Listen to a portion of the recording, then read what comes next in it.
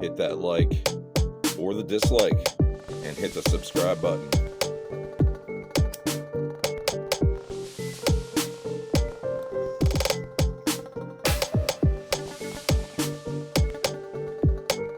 What is up, gang? As you can see, I have a large box from Blade HQ right there laying on my floor for an unboxing video, gang. I've got the Condor Primitive Bush Dagger that I'm going to use to debox it. So let's get into it. Let's see what we got here.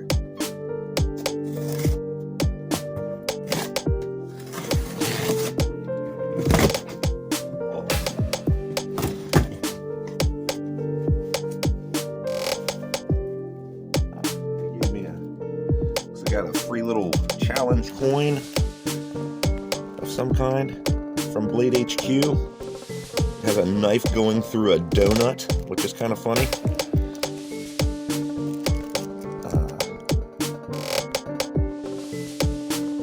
Says just one more, which is, that's the plight of a knife collector, is you always want one more. So we got that. That's a nice little bonus gift.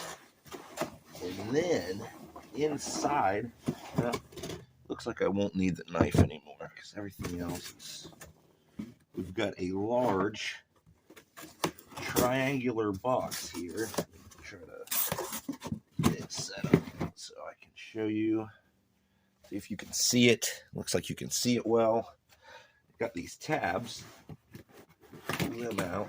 Oh, it's an adjustable box. That's why. There's a tab here, and then it extends out.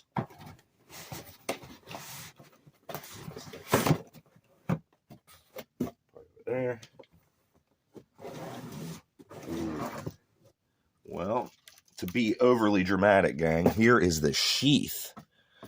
Here is the sheath for the unit I'm about to pull out of here, and it is Kydex, which is like a hard thermoplastic, and it's got this nylon backing that is removable. I can flip these snaps off and pull that off and do something else if I want to with that. And let's see, how is it oriented? Well, of course it's oriented blade first, so let's pull it out.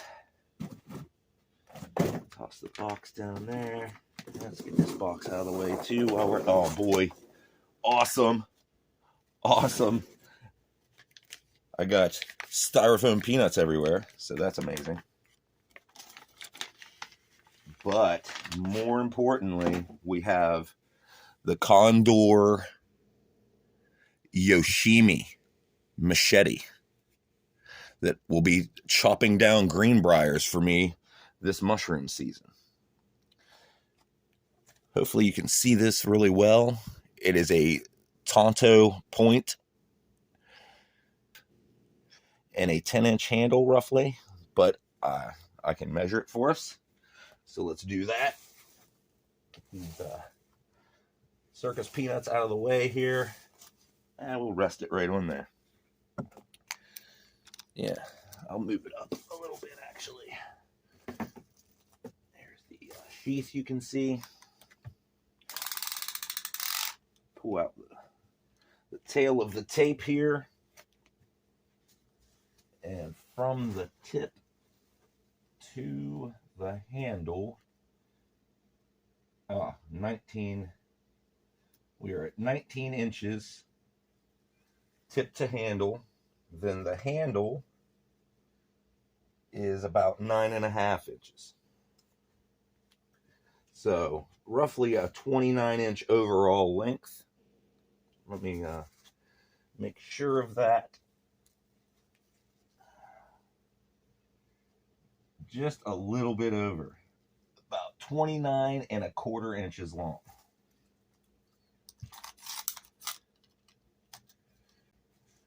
And I'll show you how it seats into the sheath here. Hopefully we're getting this. Locks in pretty tight. It has a, might not be able to see it, but there's a drain hole down here in the bottom. So if you're out in the rain and it gets full of water, it'll drain out and not just marinate your blade in rainwater that will rust it. But this has a black traction coating, and it's kind of rough. The spine itself does not. I don't know why they left that out, because it's not a sharp 90-degree spine like to strike a fire steel.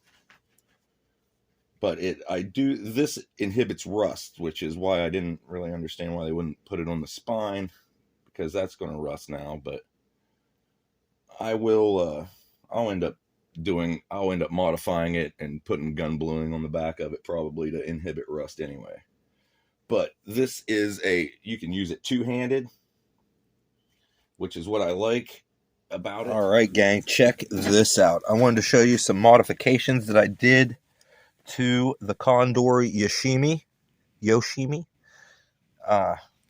First, I will unsheath the knife itself.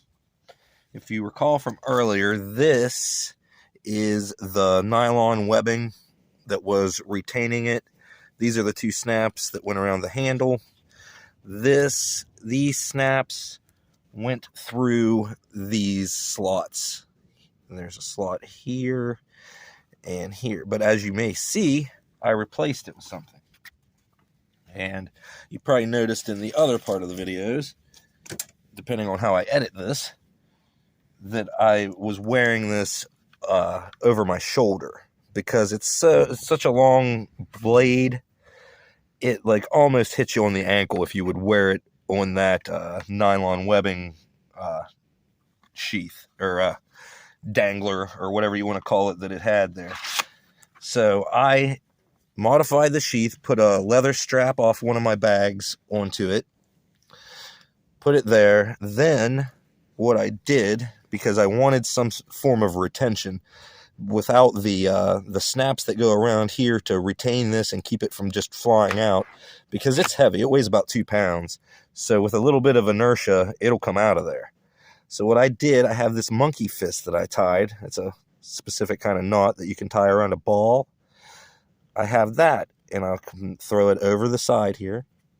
And then I have this bit of cordage, and I tuck it under like it's a button. Like so. That is not ever coming out of there. As long as that stays in like that, you're good to go. Pop it out like that. Thought I would show you the modifications that I've done so far. You know, right here I thought I'd try some fucking hillbilly samurai shit and do the draw cut, like all in one stroke. Hachiyat!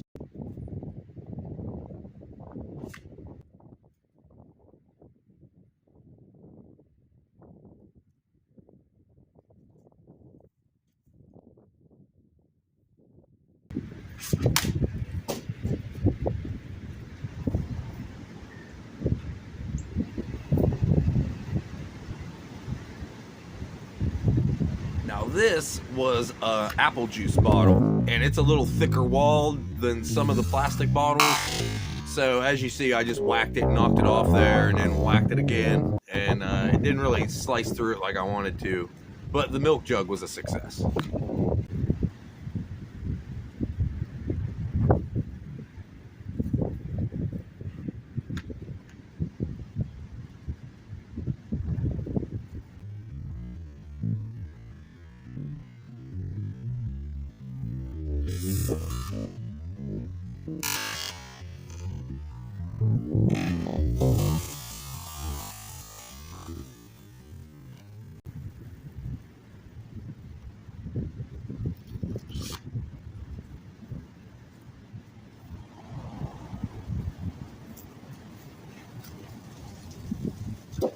Yes, the corpses of my plastic enemies.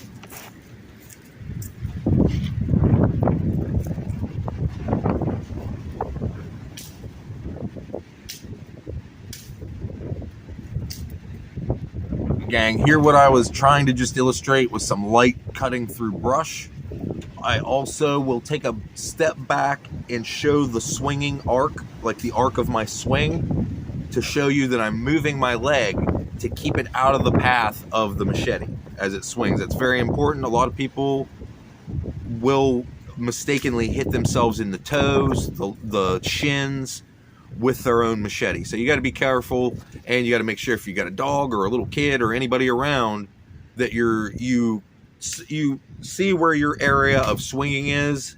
If there's something that's going to hang you up, chop down those branches that might hang you up.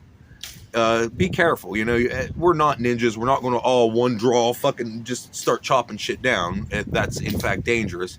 You need to be methodical and plan what you're going to chop. And as you see, as I'm chopping, I try to be very deliberate in how I hold it and how I position my feet while I'm holding it. So if I would glance off or just sail right through it and continue on, I'm not going to cut myself.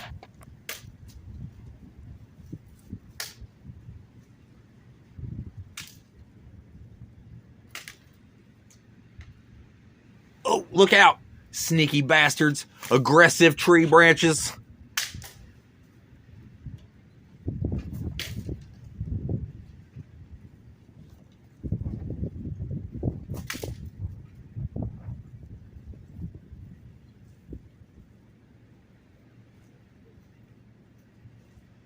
Yoshimi Machete.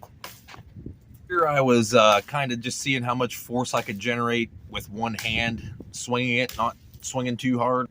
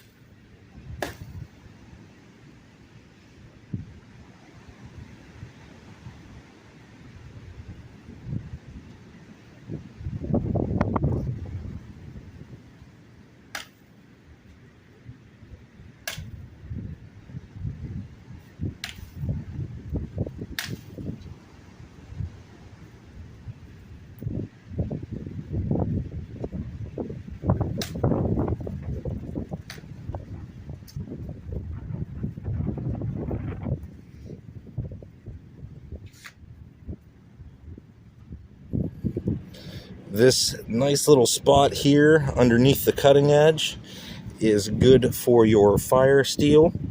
If I can get it in frame here.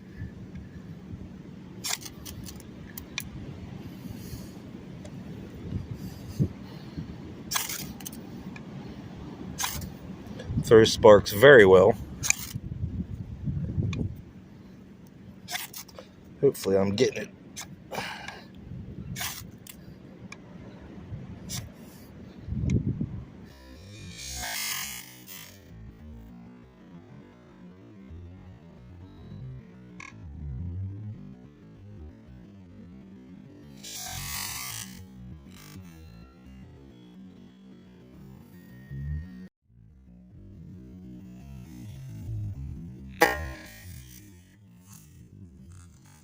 And if you've got any aggressive squash or aggressive gourds of any sort, the Yoshimi will take quick care of them.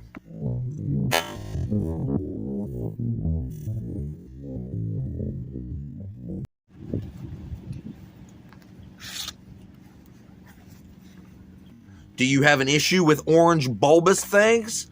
The Yoshimi might be a solution to your problems.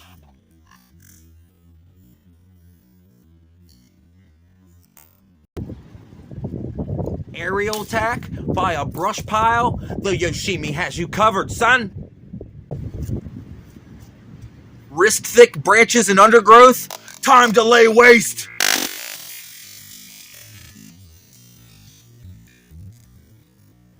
What do you think? And probably most importantly, always make time for frisbee time for the dingo. Good girl. Oi. Good girl. Drop it.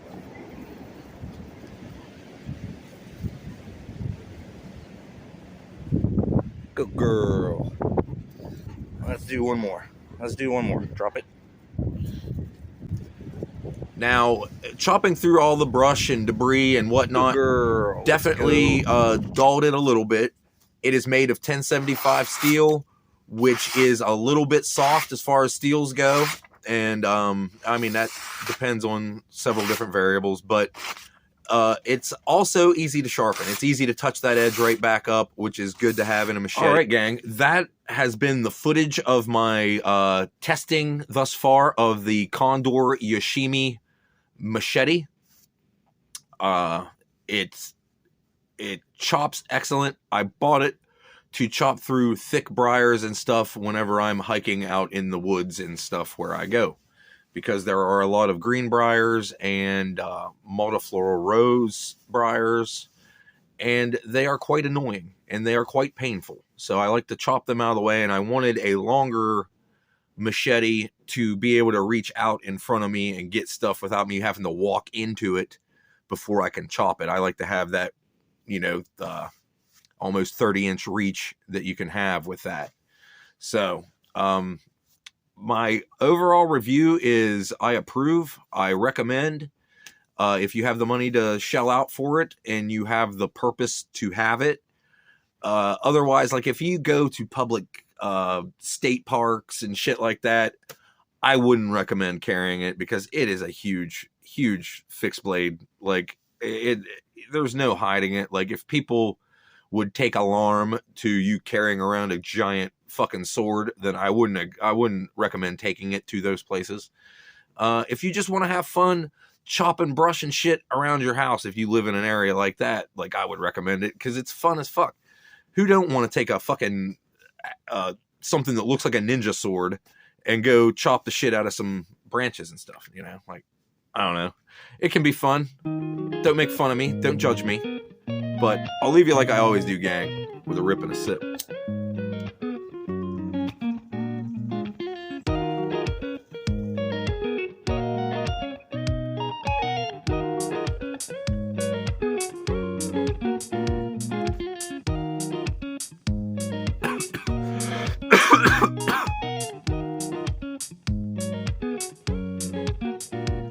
Till next time, gang. Peace out.